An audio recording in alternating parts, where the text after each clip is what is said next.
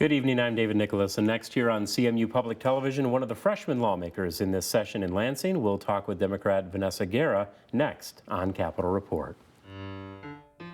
Welcome to Capitol Report, a weekly discussion with your elected officials on the issues and concerns that affect you.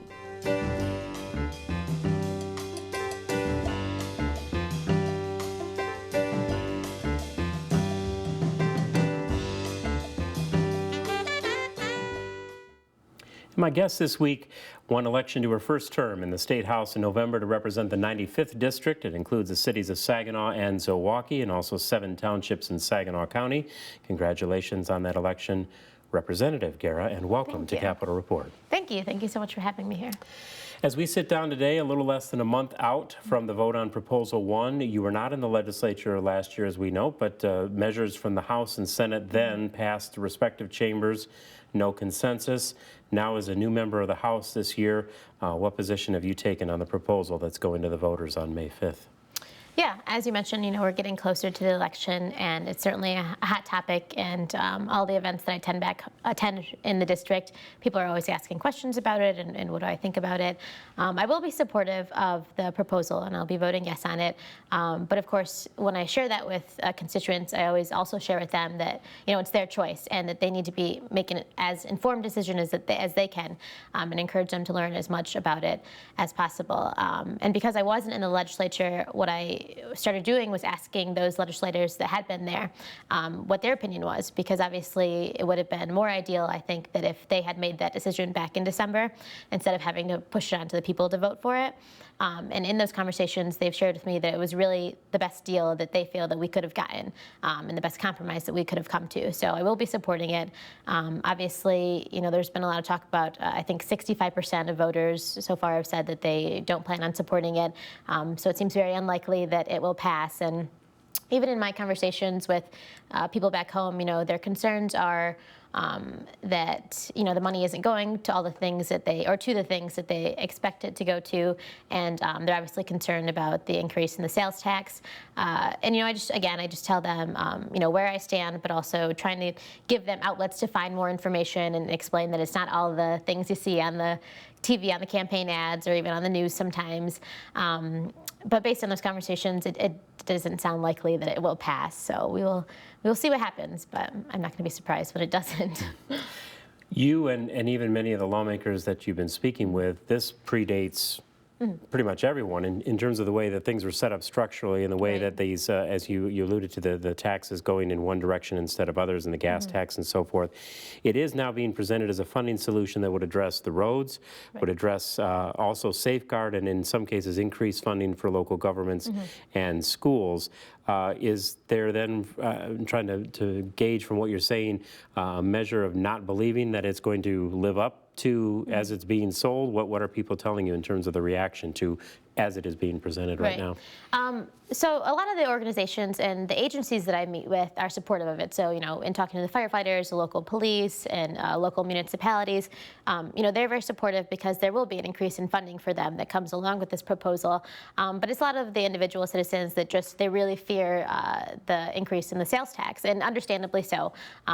In our community, we're situated in an area where we don't have the most, affluent community that there is, but so an increase in that, that does scare them, and that's basically been their main concern. And with that, I always try and talk more about the earned income tax credit, and kind of that was the way that they sort of addressed that issue. So I think that brings them some ease to it, but at the end of the day, people feel as if they just don't want to pay any more taxes, and they want it to go solely to schools, not really, solely to roads, not really understanding that the reason why it's going to those other things is because we were taking that funding that normally went to those schools out of that equation now. So I try and explain that to them, and I think once they understand that it's really kind of taking money out of one account and shifting it to another, just to make up the difference, then they feel a little bit more comfortable about it. But it's very complicated, and that's another reason why I think they should have made this decision in Lansing in December instead of putting this really complex proposal in front of the voters without giving them a lot of information. We only got the language for the ballot proposal maybe a month ago now at most, so it's difficult to explain something when you don't even know how it's going to be presented to voters to begin with.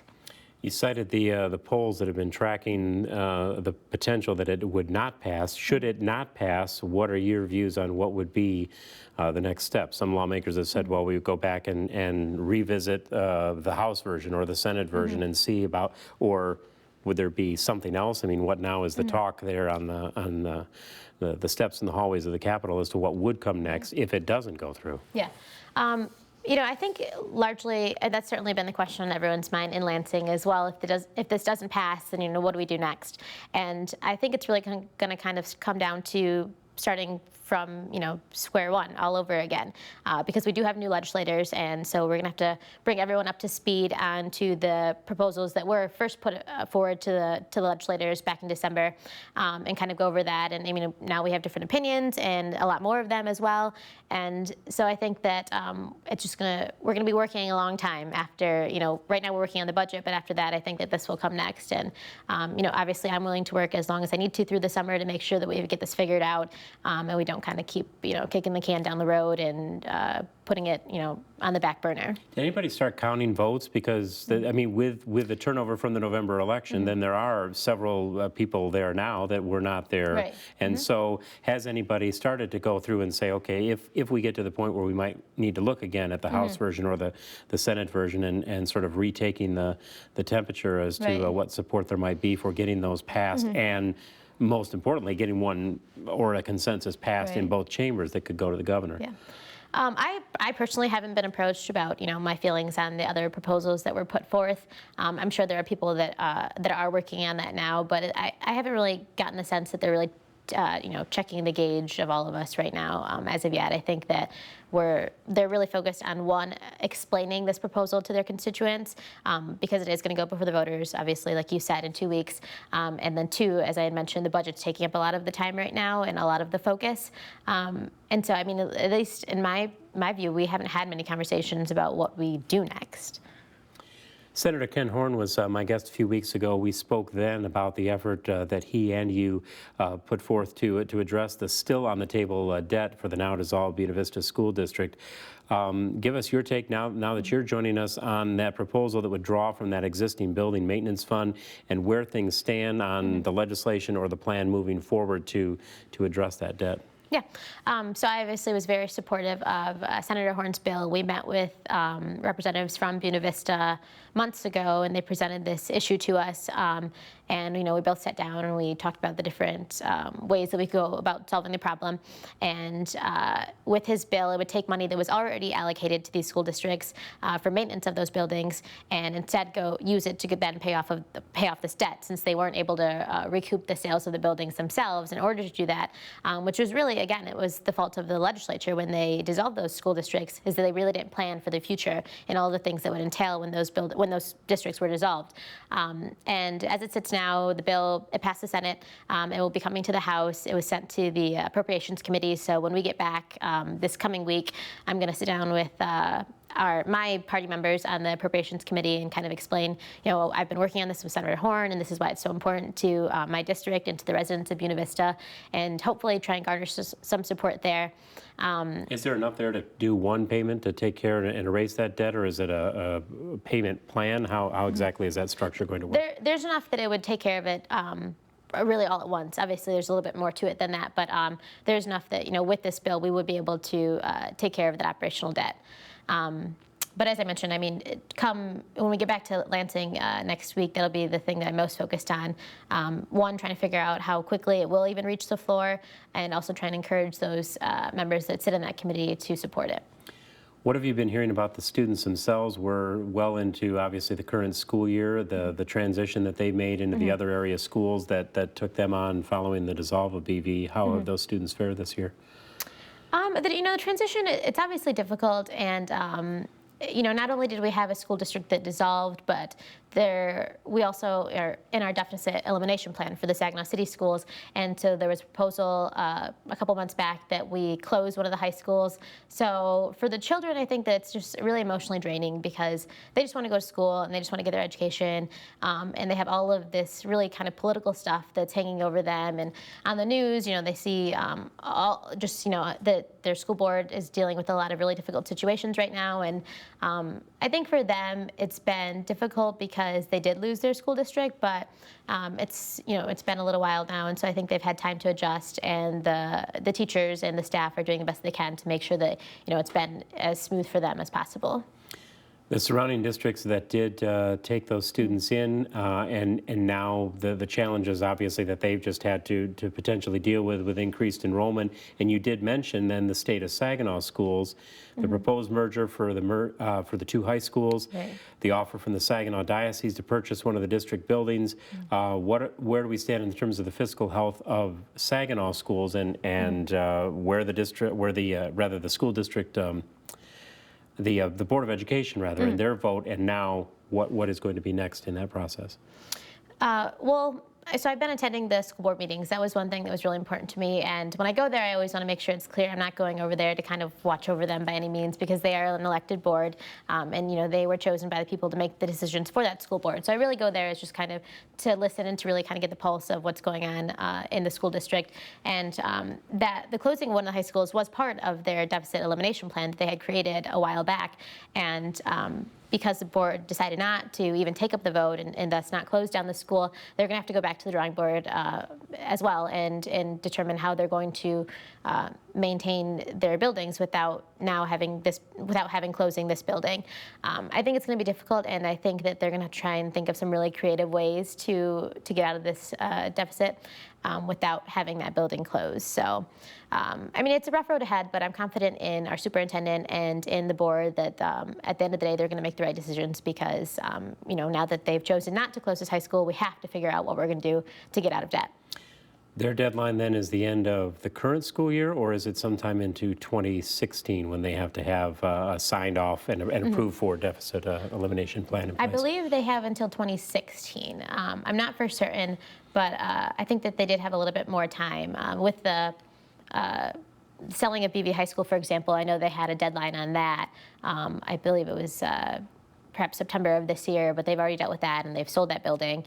So they were able to recoup some money from that. But I think they have a little bit more time to work on it.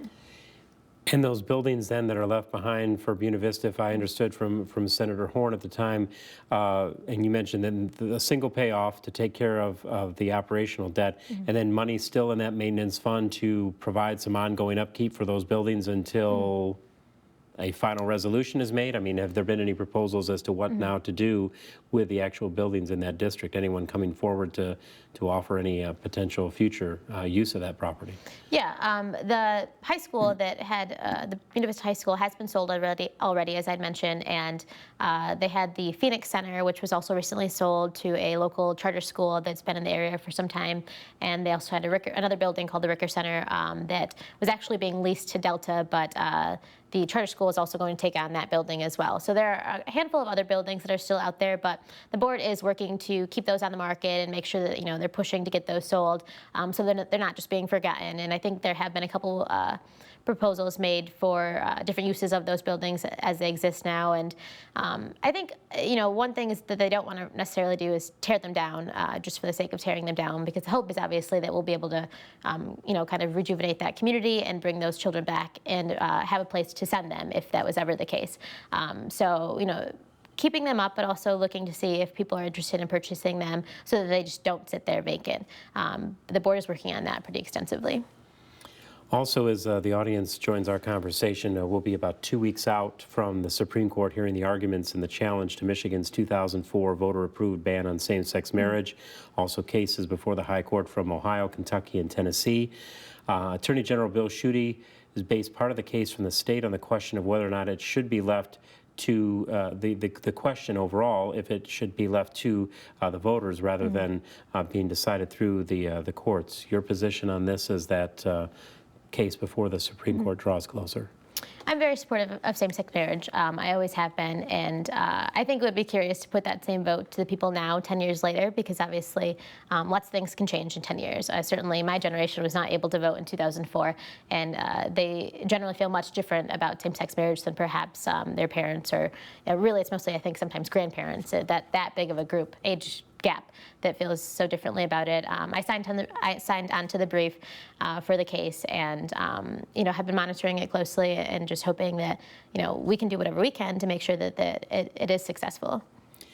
Overall, it seems to be I mean, it's been generalized as the question of whether or not it would be legalized in the states and potentially then setting the precedent for the nation as these 4 cases come. Right. Have you or fellow lawmakers reached out to or heard from lawmakers from the other states as to sort of the individual components of their cases as to, we've heard so much about the Michigan case, but what about the different parts of the argument or parts of the discussion that are coming from Ohio, from Kentucky, from Tennessee? How much exchange has there been in terms of knowing how all of these arguments are going to come together to represent a single case then before the Supreme Court?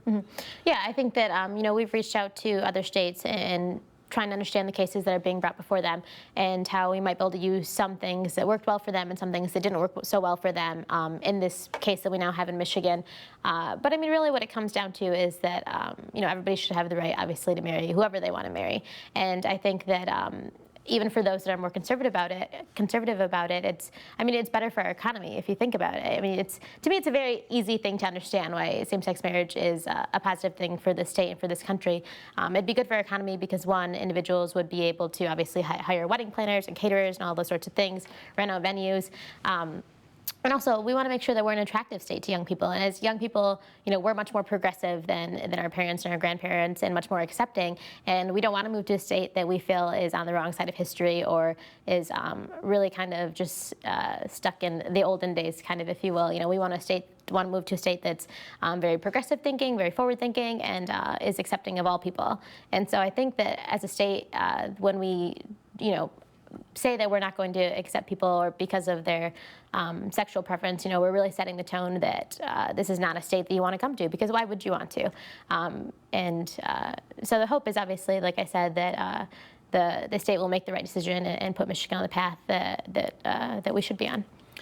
We're still coming from the shadow of the firestorm in Indiana, the passage of the Religious Freedom Restoration Act, the protests that followed, the modified language.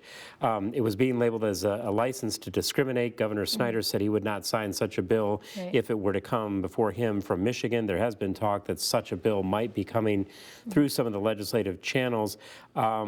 Where do you think the final position then of the court and the state? Will there be any sort of compromise on levels like this where you have something that you would see that would get passed in terms of a so-called Religious Freedom Restoration Act alongside or sitting alongside a ruling from the Supreme Court? What do you think that final landscape is going to look like? Well, my hope is that it doesn't come to the House floor at all. I know that there has been some talk that it will, but I don't know. I mean, I might be being really optimistic, but I don't see it coming forward, especially with all of the controversy that surrounded the Indiana law and with the governor coming out pretty quickly saying that he wouldn't support such a bill. My hope is that none of my fellow legislators would take it upon themselves to then introduce that. And if it did, I mean, that will be an issue, because obviously if we have that law in place, but we're also trying to fight against those that are discriminating against same-sex marriage to begin with, we'll have to figure out how those two things are going to work in conjunction with each other. But I mean, what I'm hoping for and what I see is that this case will move forward and that no one will introduce the bill. But like I said, that's probably a little bit optimistic of me. Do you see it, quite candidly, as a license to discriminate? Because the supporters did say that if they so chose under the banner of freedom for all, and not necessarily saying they wanted to exclude and then saying they were supporting equal civil rights for all people, but in terms of how they would run their own individual business per se, that those that wanted to perhaps even direct a lot of their business and try to attract their business for the inclusion of LGBT people, and then, as they quite often say, letting the free market decide. Is there a validity to that argument being made that you can have both of these things standing side by side equally? No license to discriminate, and yet allowing people to run their business in their own way without a over-the-top mandate that says everybody has to do this. Right.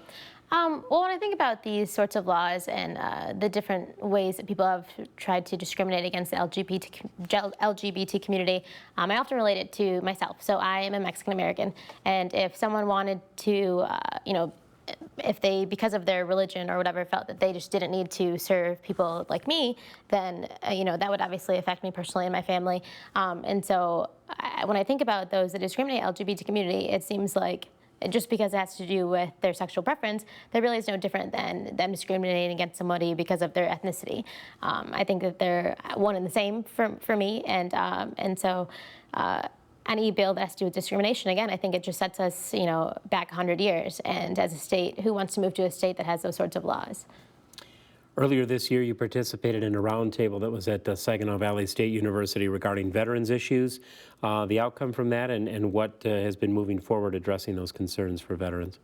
Yep, we had as you said, a work group, a roundtable at SVSU about maybe a month and a half ago or so, and the bill's purpose was to encourage employers to hire veterans, and we actually just got the bill itself just a couple weeks ago, but even though things seem to be moving a little bit slow in Lansing with the bill, we've gotten some good feedback from people back home. I mean, I think it really brought the attention to the need and not only the need to hire these individuals, but also that there are a lot of them that are very capable. And just because their resume does not look like a civilian resume, they still have the same sort of training that individuals in those jobs also have. It's just something that we learned from the roundtable is a lot of times, an engineer in the military and an engineer in the civilian lifestyle, they do a lot of the same work, but it's the language is very different. So when they put it on a resume, an employer doesn't understand the language of that individual that was in the military, even though they did the same equivalent amount of work as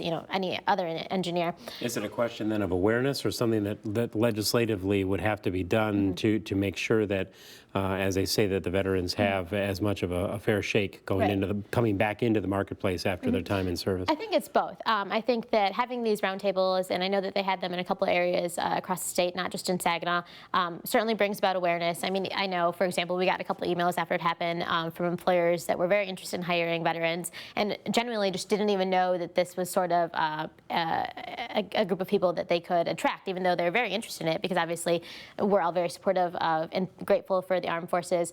And so we had a credit union that reached out to us and a couple other companies that were saying, we have this position open. Could you send us the resumes of individuals that that were in the armed services? And so we shared that information with our Veterans Affairs back home, and they got them the resumes. I mean, it was simple as that. And so again, even though it seems to be moving slow, the bill itself in Lansing, I think that we've already seen a lot of positive engagement from the conversations that we've had. And I also think, though, that we owe it to these people. I mean, they're the ones that go and fight for all of the things that we get to enjoy here back home. And so when you mentioned, is it just about awareness or is it a legislative thing? I think awareness certainly, but also, it's kind of our duty. I mean, they went and fought for us, and now it's time that we respect them and pay them back in any way that we can.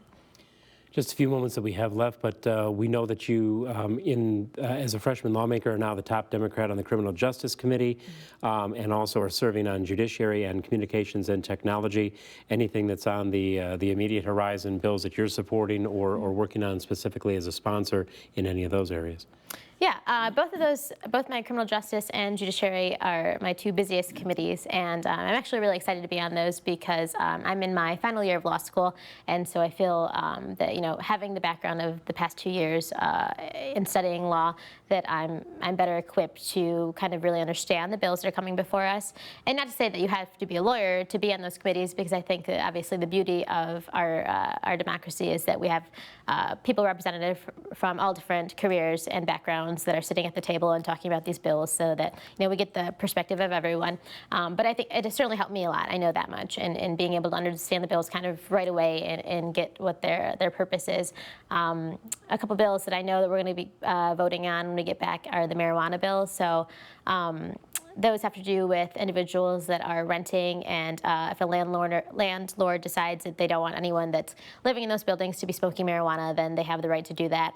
And it's really a little bit more of a technical thing, because as it stands already, obviously a landlord can put into their lease that they want to be a smoke-free facility, but because marijuana is kind of a new and emerging, it's not really that new, but a relatively new emerging area of law, they didn't specifically address marijuana in it, so sometimes people find a way to kind of get around that. And so with the bills that are coming forward, they're just trying to make it easier for landlords to be very specific that we don't want tobacco smoke or marijuana smoke to be in those buildings. And so I am supportive of that. I mean, I think that if a landlord doesn't want renters to be able to do that, then that is kind of their right because it's their property.